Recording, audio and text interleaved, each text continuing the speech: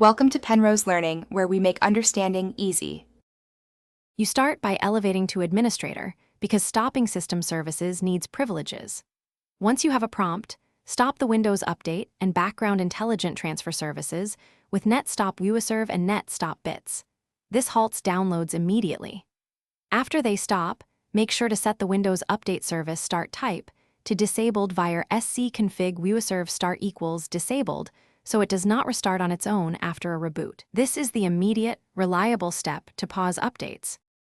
Once the services are stopped, reinforce the pause so Windows cannot resume downloads. Make your active network metered in settings because Windows will defer most updates on metered connections. Next, turn off delivery optimization to stop peer caching and background transfers that might bypass the service stop. If you have Pro or Enterprise, use group policy to set configure automatic updates to notify before download. This prevents automatic scheduling. Together, these measures make resumption unlikely. To finish, avoid rebooting unless you need to.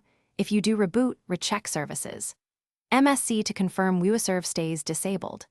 When you want updates again, reverse the change with scconfig WUServe start equals auto and net start WUServe, or use settings to resume.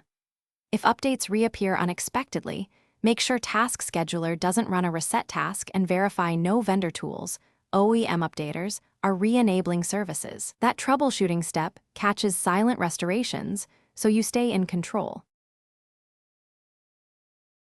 Thanks for watching. If this was helpful, leave a like and consider subscribing. See you next time.